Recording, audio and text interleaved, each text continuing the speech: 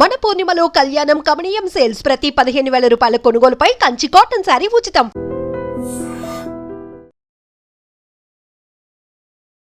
నమస్కారం, welcome to iDream. ధర్మ మార్గం విత్ విజిత కార్యక్రమానికి స్వాగతం.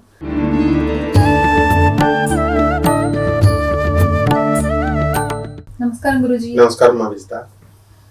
ఇప్పుడు అమ్మవారి శరన్నవరాత్రులు ప్రారంభం అయిపోయినాయి. చాలా వరకు దీక్ష తీసుకున్న వాళ్ళైతే ఓకే, కానీ తీసుకోని వాళ్ళు కూడా చిన్నపిల్లల దగ్గర నుంచి పెద్దవాళ్ళ వరకు కూడా చాలా ఎక్కువ గాజులు వేసుకోవడము, పెద్ద పెద్ద బొట్లు పెట్టుకోవడము, అంటే ప్రత్యేకించి అమ్మవారు అనగానే ఎరుపు రంగు అని చెప్పి ఎరుపు రంగు వస్త్రాలు మాత్రమే వేసుకోవడము, ఇలా చూస్తున్నాం. అంటే దీక్షలో లేకుండా ఏమీ లేకుండా ఇలా చేయటం ఎంతవరకు కరెక్ట్? అంటే ఇలా చేస్తేనే అమ్మవారి అనుగ్రహం ఉంటుందా? దీనంతా ఎలా తీసుకోవచ్చు అంటారు? మన బెజవాడ కనకదుర్గమ్మ తల్లి ఎరుపు రంగు వస్త్రాలు ధరిస్తుందని ఎవరు చెప్పారు అసలు? భవానీ దీక్ష రాచకొండ కామేశ్వర శర్మ గారు, నేను స్టూడెంట్ ఏజ్ గా ఉన్నప్పుడు నా సమక్షంలో మా గురువు గారు దత్తాత్రేయ శర్మ గారి దగ్గరకు వచ్చి, ఆలయ ప్రధాన పూజారి గారు, అప్పుడు ఎగ్జిక్యూటివ్ ఆఫీసర్ వేణుగోపాల్ రెడ్డి గారు, భవానీ దీక్ష అంటే సింధూరం డ్రెస్, ఎరుపు డ్రెస్ పెడతాం, అందుకని నేను పెట్టుకుంటానంటే పెట్టుకోండి అన్నారు గురువు గారు. అమ్మవారు 10 అలంకారాలు చేస్తాం. Maroon colour dress, red dress, light pink colour, orange, ఇలా 10 గ్రీన్. అసలు అమ్మవార్లు ఎన్ని రకాలుగా ఉన్నారు. నవదేవి సాంప్రదాయంలో మనం బెజవాడ కనకదుర్గమ్మని అలంకరిస్తాం. నవదుర్గా సాంప్రదాయంలో అలంపురం జోగులాంబలో చేస్తాం. అంటే నవదేవి సాంప్రదాయం అంటే ఏమిటి? మనకు బాలా త్రిపుర సుందరి, లక్ష్మీదేవి, కాత్యాయని, ఇలాంటి అమ్మవార్లు, ఎప్పుడు రాజరాజేశ్వరి, ఇది నవదేవి దేవిలు అనమాట. మనం ప్రతి సంవత్సరం శరన్నవరాత్రులు ఆచరించే దేవి నవదేవి బెజవాడ దేవస్థానం. అష్టాదశ శక్తి పీఠాల్లో కొన్ని నవదేవికి చీలిపోతాయి, కొన్ని ఏమో నవదుర్గాకి చీలిపోతాయి. అలంపురం జోగులాంబ దగ్గరికి వచ్చేసరికి ప్రథమం శైలపుత్రీతి, ద్వితీయం బ్రహ్మచారిణి, తృతీయం చంద్రఘంటేతి, కూష్మాండేతి, చతుర్థకం స్కందమాత, కూష్మాండ, కాత్యాయని, ఇలాగా చేసేటటువంటివన్నీ సిద్ధిదాత్రి, ఇదంతా నవదుర్గా సాంప్రదాయంలో. గయా మంగళగౌరి గుళ్ళో కూడా ఇదే చేస్తాం. అలా చీలిపోతాయి అనమాట. ఇంకొకటి ఉంది సప్తమాతృకా సాంప్రదాయం అని. సప్తమాతృక అష్టమాతృకా సాంప్రదాయం అని కూడా ఉంది. సప్తమాతృకా సాంప్రదాయంలో మన బిగ్గెస్ట్ బాస్ ఇప్పుడు ట్రెండింగ్ దేవత వారాహి అమ్మవారు వచ్చేస్తుంది. ఎలాగంటే ఇప్పుడు మనకి బ్రాహ్మి, వైష్ణవి, మాహేశ్వరి, చాముండ, వారాహి, కౌమారి, ఈ అమ్మవారు ఇంద్రాణి, వీళ్ళంతా సప్తమాతృకలు. ఈ రూపాలలో కూడా అమ్మవారిని అలంకారం చేస్తారు. కానీ సేమ్ టైం అష్టమాతృకల్లో కూడా ఒకరు వారాహి అంటారు కదా. అవును, అష్టమాతృకల్లో ఒకటి, సప్తమాతృకల్లో కూడా ఒకటి. అందుకనే అష్టమాతృక సప్తమాతృక సాంప్రదాయాల్లో ఈ అవతారాలు కొన్ని శక్తి పీఠాలు అలంకారాలు చేసుకుంటారు. అందరూ అడ్రస్సే కడుతున్నారు ఆ రోజును. తర్వాత ఇంకొకటి ఏంటంటే మనకి దశమహావిద్యా సాంప్రదాయం ఉంది. తార, కాళి, త్రిపుర భైరవి, చిన్నమస్త, బగళాముఖి, మాతంగి, ధూమావతి, షోడశి అంటే లలితాదేవి, భువనేశ్వరి, కమలాత్మిక అమ్మవార్లు. ఈ అమ్మవార్ల అలంకారాలు కూడా చేస్తారు. ఈ 10 రోజులు 10 రకాల డ్రెస్సులు వాడతాం మనం. ఎందుకని భవానీ దీక్షకి ఎరుపు రంగు డ్రెస్ పెట్టారు అని అంటే, మనకి అసలు ప్రపంచం అంతా కూడా 3 దేవీలే ఉంటారు. ఒక దేవియే 3 రూపాల్లో ఓన్లీ 3 డ్రెస్సులే వేస్తుంది అమ్మవారు. ఆమెకు ఉన్నాయి 3 చీరలే. మన జనాలకు మాత్రం బీరువాల నిండా చీరలు. సత్వగుణము, రజోగుణము, తమో గుణము అని 3 చీరలు ఉంటాయి అమ్మవారికి. సత్వగుణం మూలా నక్షత్రం సరస్వతీదేవికి తెల్ల వస్త్రం, తెల్ల చీర కడతాం. రెండో రోజున వచ్చేసరికి మనకి రజోగుణం. రజోగుణము అనేటటువంటిది ఎరుపు రంగు వస్త్రాలు. అంటే కోరికలు పుడతా ఉంటాయి. నాకు బిల్డింగ్లు కావాలా, నాకు భార్యలు కావాలా, నాకు కార్లు కావాలా, ఇది రజోగుణం అంటారు. ఈ రజోగుణానికి ఈ యొక్క అమ్మవారు దుర్గాదేవికి మనం అందుకని రెడ్ డ్రెస్ పెట్టుకుంటాం అలంకారంలో. లేకపోతే తమోగుణం, ఏసుడు అనమాట. ఎవరు చెప్పినా వినరు. మహాకాళి. మా భర్త తాగేసి వచ్చి ఒకనప్పుడు కాలంలో ఏం చేసేవాడు, భర్త తాగేసి భార్యను దబా దబా దబా బాధేవాడు. బాధితే పాపం పడేదప్పుడు. తర్వాత కాలం ఏంట్రా కొడుతున్నాం అని చెప్పి పోలీస్ సిస్టమ్ చేతిలోకి తీసుకుంది, గవర్నమెంట్ చేతిలోకి తీసుకుంది. 498, 494, 495 కేసుల మీద కేసు పెట్టేయడం. అదే దుర్గాదేవి. ఇంకా ఇప్పుడు స్టేజ్ మారిపోయింది. ఏంట్రా ఈ పోలీసుల చుట్టూ కట్టు చుట్టూ అనవసరంగా 7 సంవత్సరాలు టైం పడుతుంది, వీడిని వేసి పడేద్దామని చెప్పేసి సాంబార్లో కుక్కర్లో ఏదో ఒకటి వండి పడేయడం, లేకపోతే సాంబార్లో ట్యాబ్లెట్లు వేసేయడం, ఏదో ఒకటి వేసేసి మొత్తం చెప్పి పడేస్తున్నారు. మగ పిల్లలందరూ పాస్ పోసుకుంటున్నారు ఆడపిల్లలు పెళ్లి చేసుకోవాలనుకుంటే. అంటే స్త్రీని స్త్రీగా, తల్లిగా, చెల్లిగా మనం చూసినప్పుడు మాత్రమే, తల్లిగా చూసినప్పుడు మాత్రమే ఉంటుంది. యా దేవి సర్వభూతేషు మాతృరూపేణ సంస్థిత నమస్తస్యే నమస్తస్యే నమస్తస్యే నమో నమః. తల్లి రూపంలో మాత్రమే ఉంచాలి. ఆమెను ఛాలెంజ్ చేస్తే, ఇప్పుడు వరదలు ఉన్నాయమ్మా, డ్యామ్ కట్టుకున్నాం, ధవళేశ్వరం బ్యారేజ్ మా ఇంటి దగ్గరే పక్కనే అనమాట, రాజమండ్రి. ప్రకాశం బ్యారేజ్ మా దుర్గమ్మ గుడి పక్కనే. అయితే ఉప్పులో మని వర్షాకాలంలో నీళ్లు వచ్చేస్తున్నాయి కదా అని అందరూ డ్యామ్ ఆఫీసర్స్ ఏం చేస్తారు, ఇంజనీర్లు వచ్చేసి లాకులు ఎత్తేస్తారు, తలుపులు ఎత్తేస్తారు. ఎత్తకుండా అలా పెడితే ఏమవుతుంది, డ్యామే పోతుంది, తలుపులు కాదు. అలాగే స్త్రీని ఒక మంగళసూత్రం వేసి, అమ్మ నువ్వు అటు ఇటు చూడకూడదు, సోషల్ ఫంక్షన్స్కి వెళ్ళకూడదు, డ్రెస్సులు వేసుకోకూడదు, టార్న్ జీన్స్ వేసుకోకూడదు, మేము వేసుకోవచ్చు మగవాళ్ళు అని చెప్పి సోషల్ ఫంక్షన్స్ చదువుకోకూడదు. ఇట్లాగా నాన్ సెన్స్ అంతా చెప్పి బంధించేశారు కేవలం రెండు మంగళసూత్రం పెట్టి. అందువలన స్త్రీ ఏం చేసిందంటే, పోన్లే మన భర్తే కదా అని ఊరుకుంది.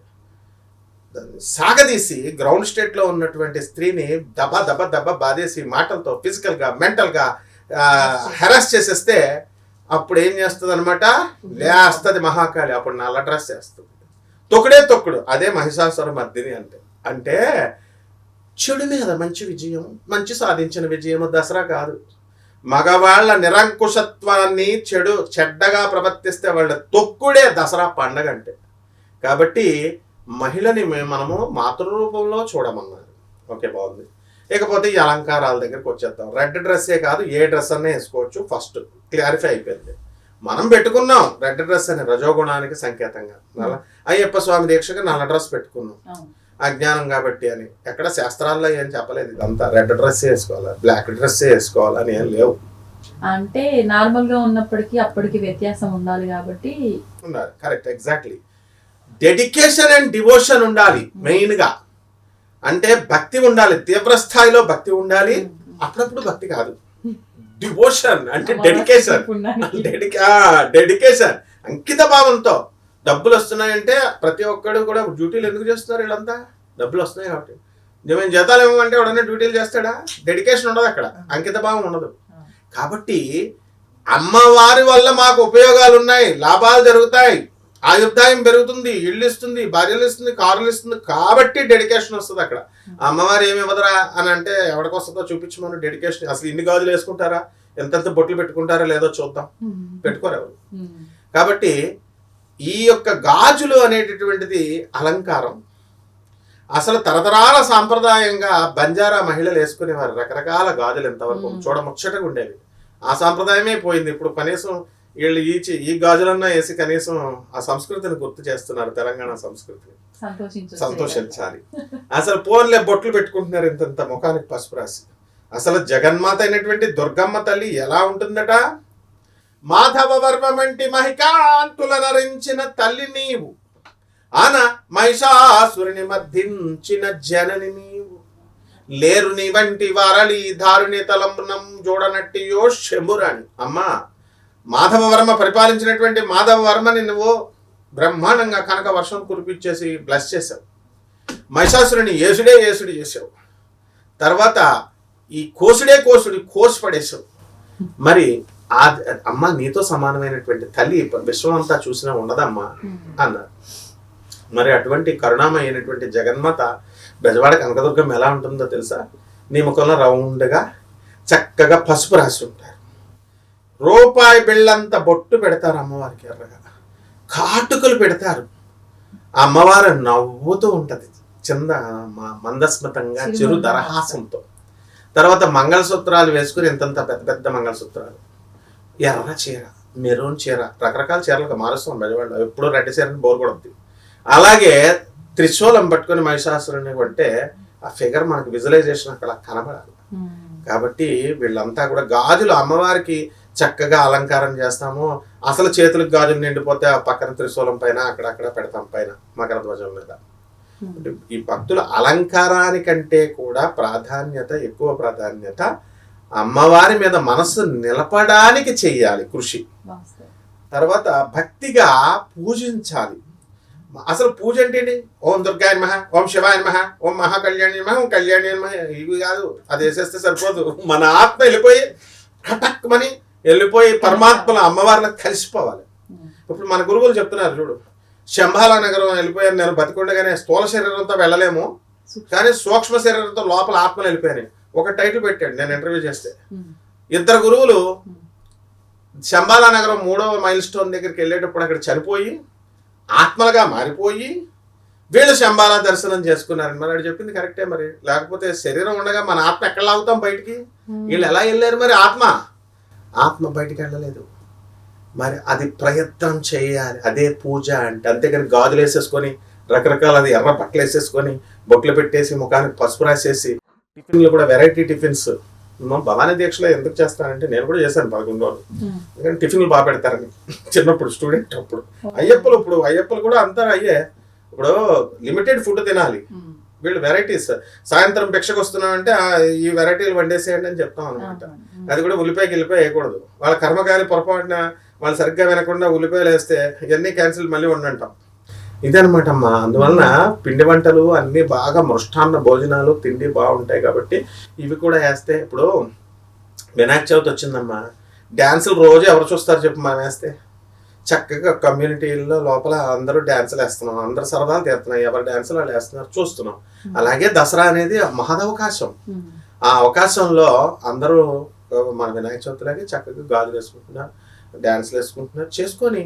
అయితే ఇక్కడ ప్రధానం ఏమిటంటే అవి వేసుకుంటే భక్తి పోగొట్టుకోకూడదు, అంకిత భావంతో చేయాలా, స్ట్రాంగ్ డివోషన్తో చేయాలా.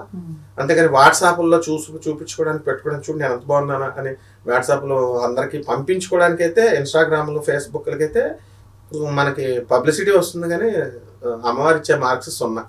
అంటే అలంకారం అనేది ఆడవాళ్ళకి నిజంగా మన సనాతన ధర్మంలోనే చెప్పబడి ఉంది కాబట్టి చేసుకున్నంత మాత్రాన తప్పు లేదు.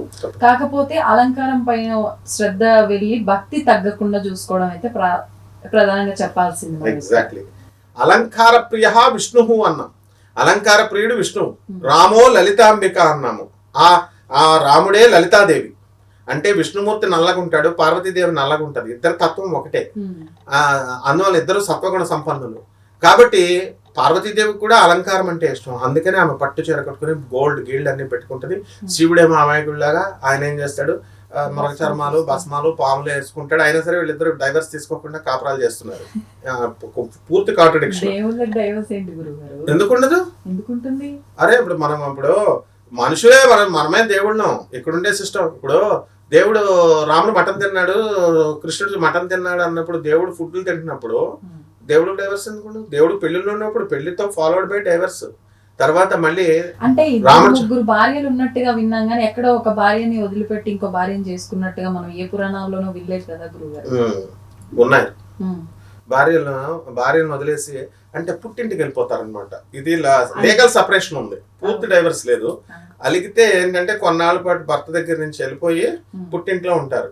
పుట్టింట్లో ఉన్న తర్వాత ఆవిడ అలిగిన తర్వాత వెళ్ళి బతిమాలుకొని తెచ్చుకుంటాడు అనమాట. అండ్ ఆదిదేవుడైనటువంటి పరమేశ్వరుడే పార్వతీదేవి తల్లి అయినటువంటి పర్వతరాజు భార్య హిమాలయ పర్వత మేనకాదేవికి వార్నింగ్ ఇస్తాడు.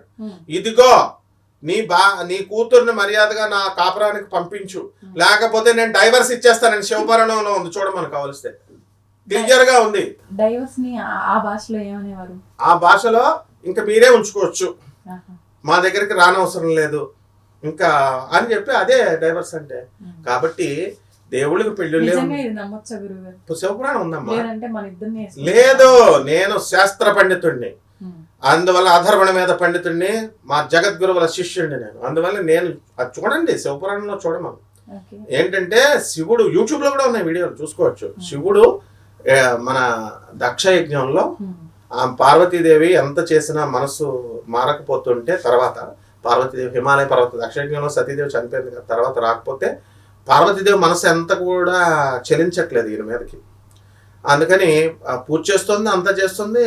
ఆ సినిమాలో మనవాడు అల్లు అర్జున్ సినిమాలో చూడు హన్సికాని లవ్ చేస్తాడు, ఏ డ్రెస్ వేసుకుంటున్నామే ఏది దేశముద్ర సినిమాలో. ఎంత మార్చాలన్నా మనసు మారట్లా. అలా పార్వతీదేవిని శివుడు ఎన్నో రకాల పరీక్షలు పెట్టి ఇచ్చేసిన ఆ ఎఫినిటీ ఆ సమయం రావాలి. ఆ సమయం వచ్చేదాకా లవ్ పుట్టదు. అందువల్లనే పెళ్లి ఎందుకు చేస్తారమ్మా? పెళ్లి ఇప్పుడు వీడే ఫలానా వాడు భర్త అని అందరికీ తెలుసు. ఏది శాస్త్రాలు చెప్పేస్తున్నాయి కదా, జాతకాలు విధి రాసేస్తాడు కదా, బ్రహ్మదేవుడు రాసేస్తాడు కదా ఫలానా వాడని.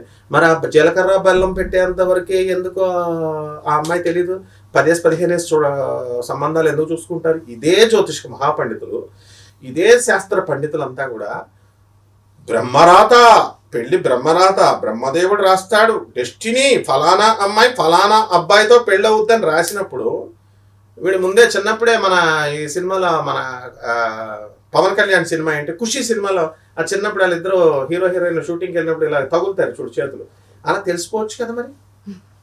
మరి ఎందుకు చేయాలా అంటే పురాణాలు అంత ఈజీ కాదు, శాస్త్రాలు అంత ఈజీ కాదు, ఆచార వ్యవహారాలు ఎలా అన్నా చేసుకోవచ్చు. కాబట్టి మన యూత్ని ఎవరైతే గాజులు వేసుకుంటున్నారో వేసుకోవచ్చు, చక్కగా డ్రెస్సులు వేసుకోవచ్చు. కానీ అదే ప్రధానంగా దాని మీద కాన్సన్ట్రేషన్ పెట్టి ఫోటోలు తీసి ఇన్స్టాగ్రామ్లో వాటిల్లో పెడితే అమ్మవారి అనుగ్రహం రాదు.